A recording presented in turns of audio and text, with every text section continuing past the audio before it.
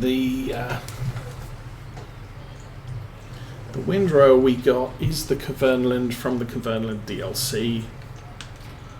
I think it was the biggest cheap one, or the cheapest big one. Alright, let's get that unfolded.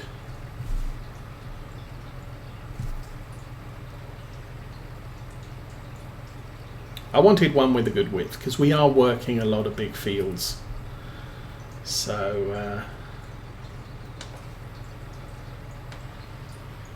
that kind of helps us. I mean, I definitely wasn't going for a single vane one. I did consider the merge, but it's way too expensive for us at this point. I mean, we could have it eventually. Also, the other problem is this is merging, or this is rowing around about 11 meters or thereabouts, about the same amount as the mower does. And what we don't want is our balers getting overloaded. Not that we use round balers. So overloading the baler isn't quite as significant. Square baler will do its thing. But if you make the windrows too big, it can cause problems for the baler, especially a round one, where if you're doing a baler wrapper, which we've already discovered doesn't really work too well with Clover, you kind of want it continuously rolling. And if you fill up that collection chamber before the wrapper's finished, then that's a bit of an issue for you. So, you know, you either have to drive slower or whatever. It's something we found back on Lawfolds when we had the bale train, and to allow the wrapper to keep up, we had to run the mower 5 or 6 miles an hour, depending on whether we got 100% growth on the grass or just 75% growth or 66% growth, whatever it is. So,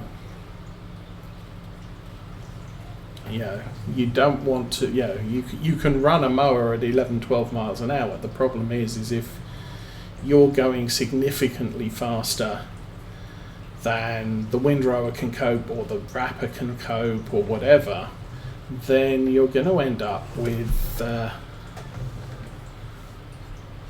sort of material left over that you can't do anything with. Or yeah, you're going to end up with the follow me tractors losing the path because they couldn't keep up with the with the volume of grass or whatever you're creating.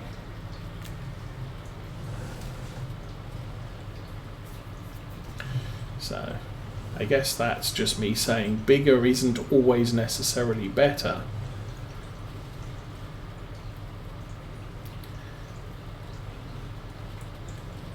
You know, if you're using one of the big 40-foot harvesters, then having a round baler follow it, you're going to lose it eventually. Whereas having a this is what it is. We'll drive it into the corner just to make that a nice row. There you go.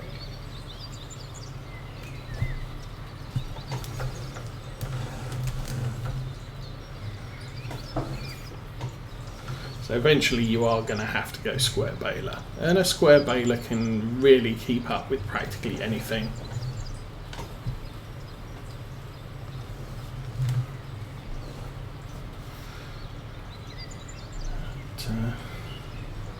So this can go into storage. We can start feeding the sheep with this stuff immediately, so that's a good thing.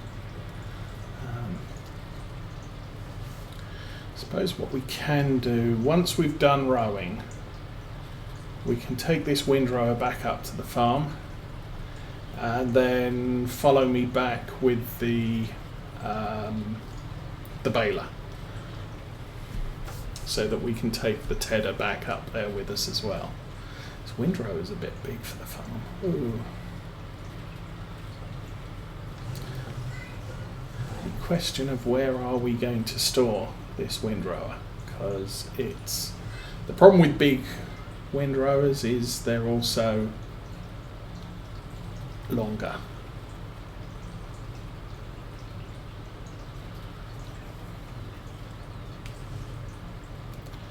So we are going to end up with needing somewhere significant to store this. And I've probably got some, well, yeah, I don't know. We'll figure it out, I guess. The worst comes to the worst, we can always stick it in the pasture behind the cow shed.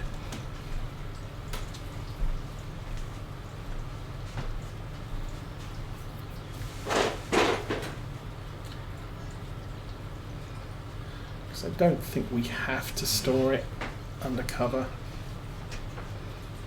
Well, we have the shed that we used to store all the tractors in. That's also an option, I guess. And 3, 2, 1, lift, and yes. Okay.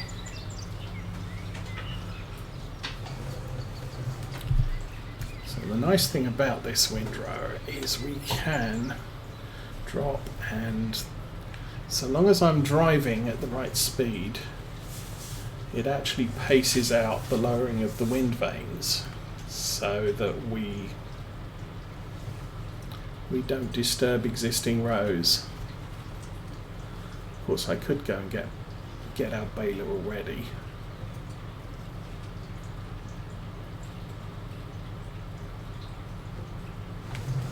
If I drive like that and lift, it lifts the front one, and then if we drive fast enough, it will complete the row. I don't think I was driving fast enough there.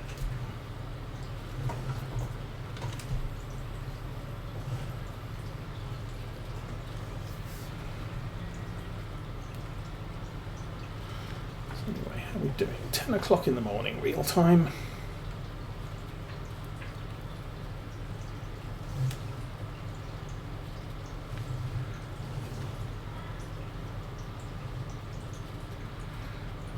That's a little bit of the hay that was around that electric pole or telephone pole. Lift. And boop. So I've definitely got the lift working. It's the drop when I approach isn't. Although that said, because of the way this is, I could just stop here, get it all lowered, and that works.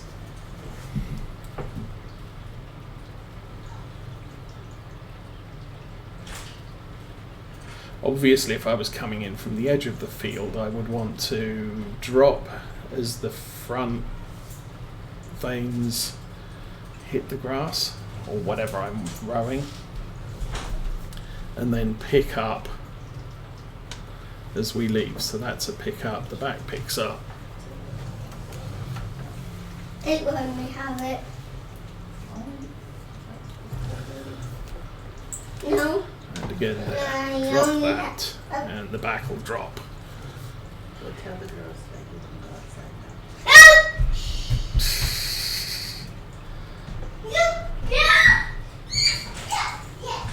now. Yes, yes, yes. We can go outside.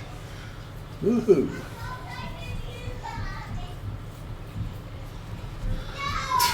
Good grief. Okay, 3, 2, 1, lift. And lift. There we go.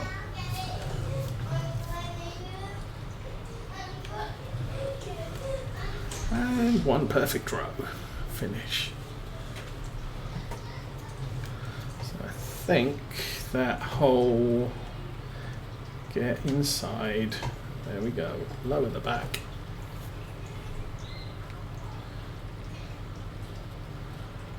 And we are rowing good.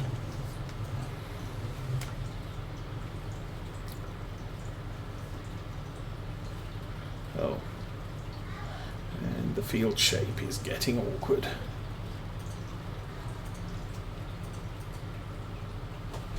Although, I think, very careful.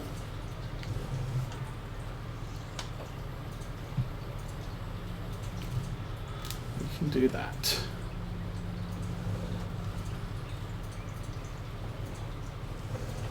All right.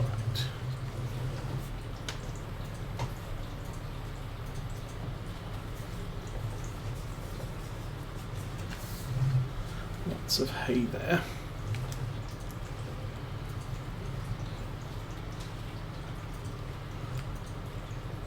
As I say, the hay survives rotting so long as it's under cover.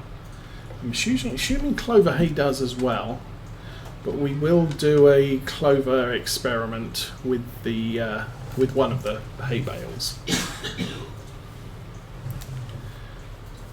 Well, we could take some up in the bucket as well.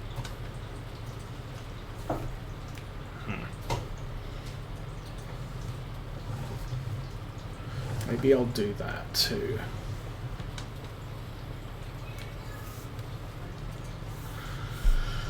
I'll take some clover up in the bucket, put some in a shed, and the rest in the dry goods storage area.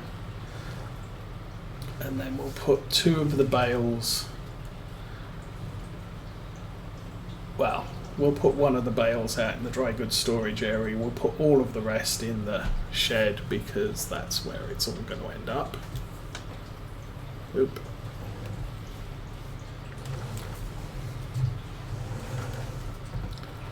And then we'll see where we go from there.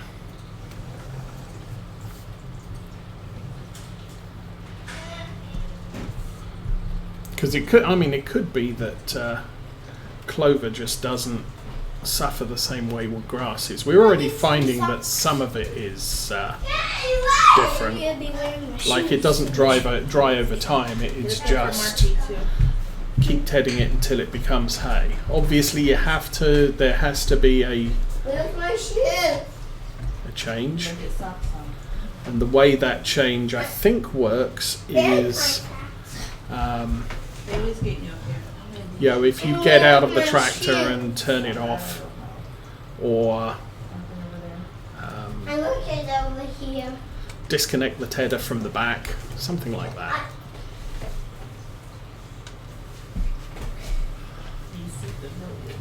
No, I don't. I don't.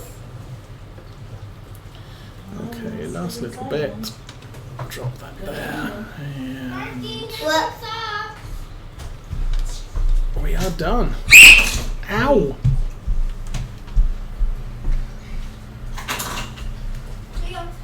So let us grab a bucket load of clover hay.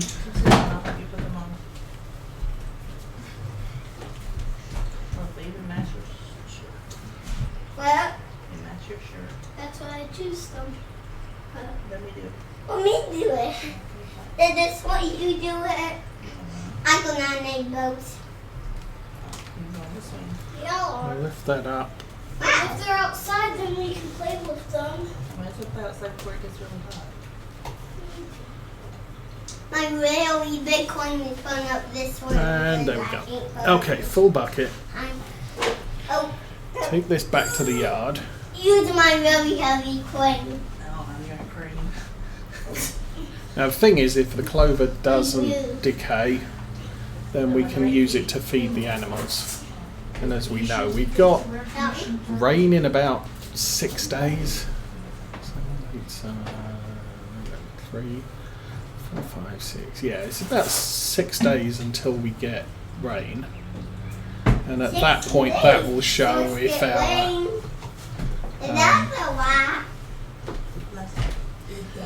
it'll show if our clover does suffer if you leave it outside. If it doesn't, then that could be a thing, and that could free up one of our sheds for stuff. Not woody. Not woody. Not woody. Not Woody. Not Woody. Not Woody. Not Woody. Not Woody. Not Woody. Not Woody. So I'm going to call the windrower reasonably Not Woody. clean. Not Woody. Not Woody.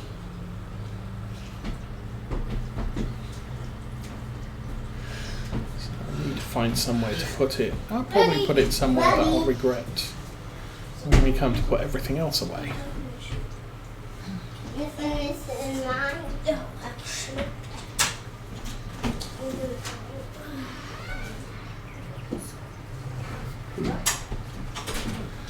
Okay, I've got no storage there. I've got over here. Yeah, that shed might work.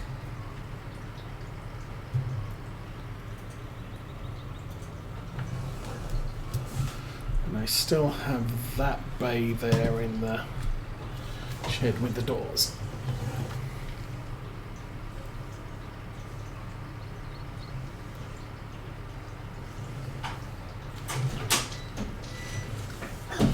Kill me. Oh my goodness. 2 of them? What? 2 of them? That was all we ate. Thank you. Can I show the dog? Cause it's really warm. Yeah, you can go. Nice. So, drop that there. I have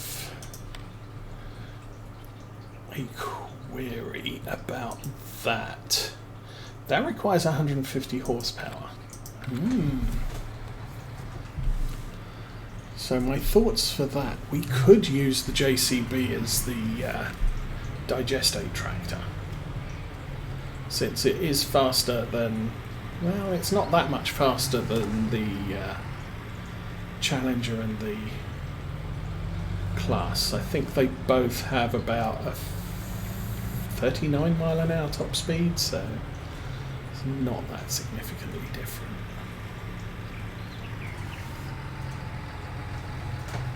Anyway, let's dump about half of this in here.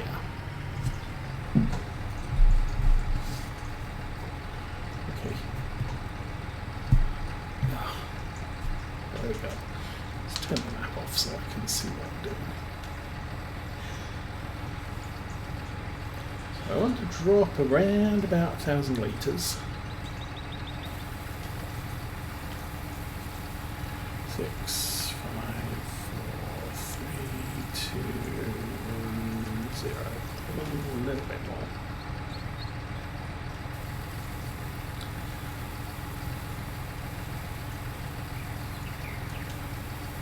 Okay, and then the rest of it we'll put by the Clover, the raw Clover rather than.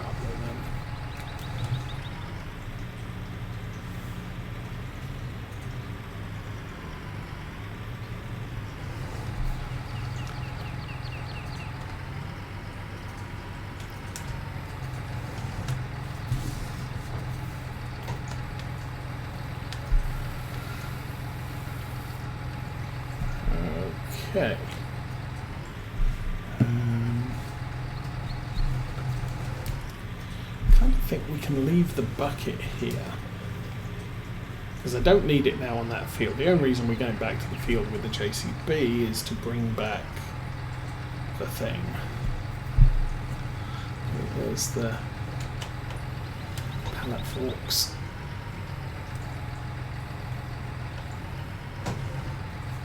There's the bucket.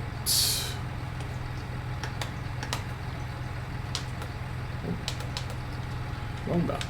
That button. And we're back off. I think we'll leave the front loop. Seriously? Dude. We'll drop the front loader off. There we go.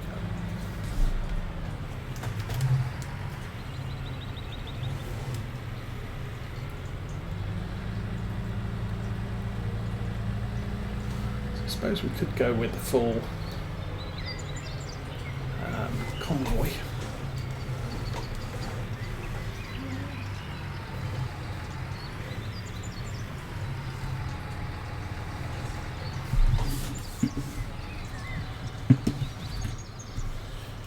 engine. File, exit.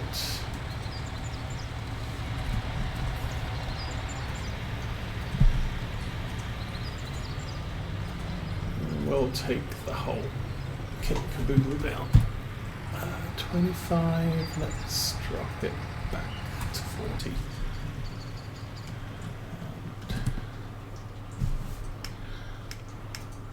And jump in the case, get that rolling.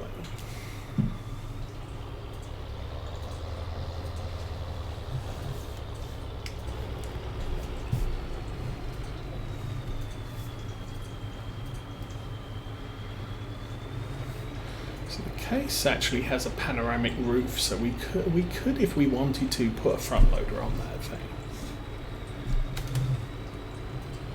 I really bought it as my small plough tractor primarily, which is why it has the wide tyres and the weights. So while the Class or the Challenger are running the big plough, we can tidy up the edge of the field with this tractor and the smaller plough. Okay, nobody coming. We turn the... okay, the JCB's right behind us. The Class is getting left behind, because why not? Okay, we're all caught up again.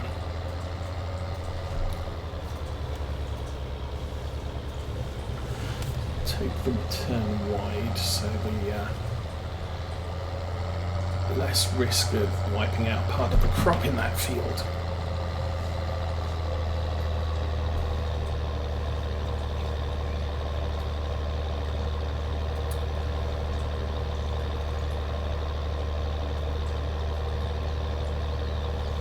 And of course, when we get back to the yard, we're going to have to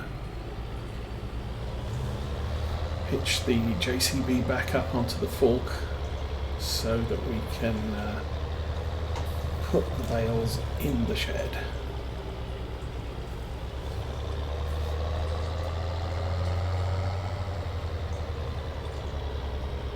Okay, I think this is probably the best place to park this. And everyone got here, so that's good.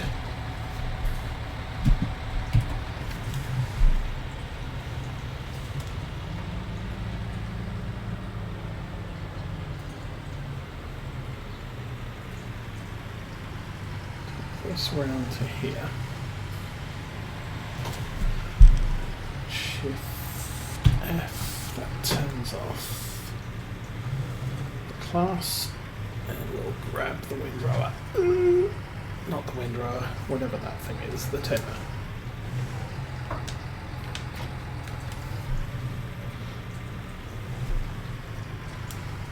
And we'll see if I can get out. Yeah, there's just enough space there.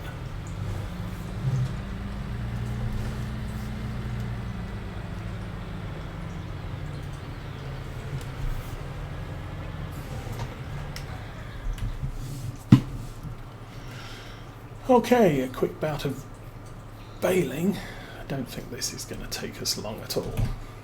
What have we got? Oh, yeah, we did empty the baler, so that's good. That will lower the front and we'll turn it on. And we'll turn it on. Seriously, turn on. Thank you. Okay. We have clover hay. Yay. So yeah, because the last thing we baled with this was grass.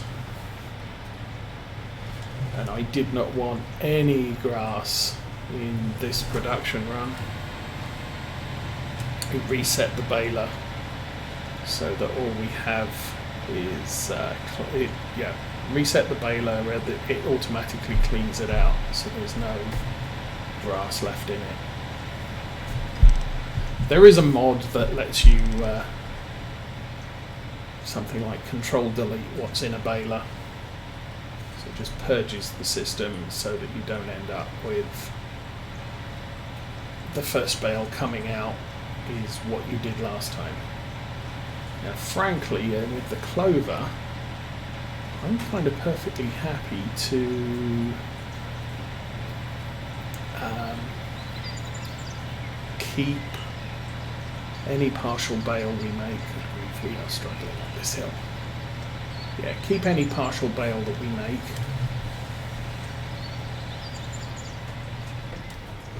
So that the next thing we bale, which is probably going to be Clover again,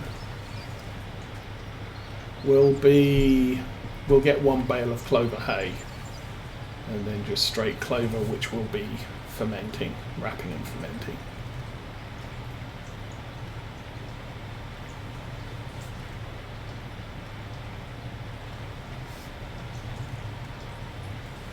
We are kind of trying to gauge how much bales of each type we're going to need for the coming year.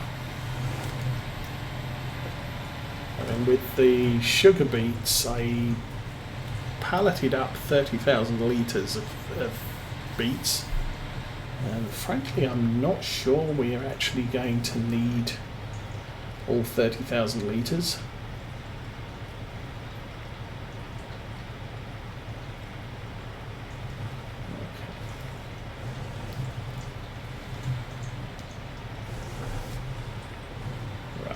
That's where we got up to before things. I'm not sure what these odd mounds of clover are for. It's possibly me driving off the row. Though you kind of have to make sure that the picker upper bit actually travels down the windrow on a turn. Still, we're doing okay. And the good news is it's not converting to grass like I think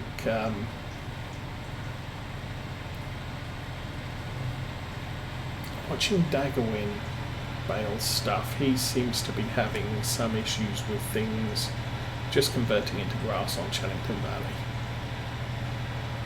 which isn't ideal if you actually want clover.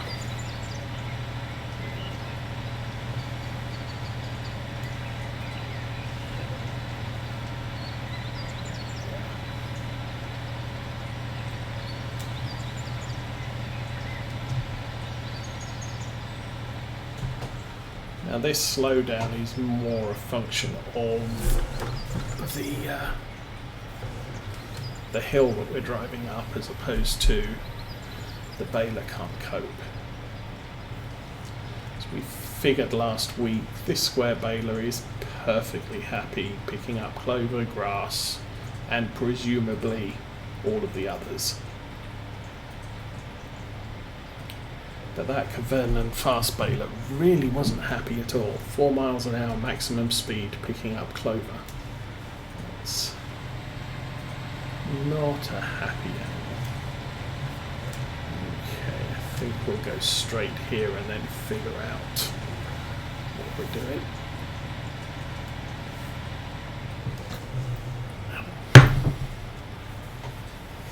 Oh,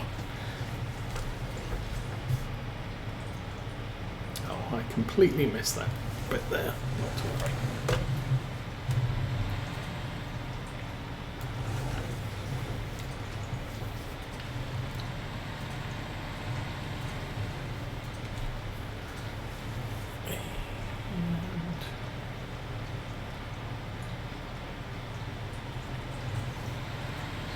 Over there.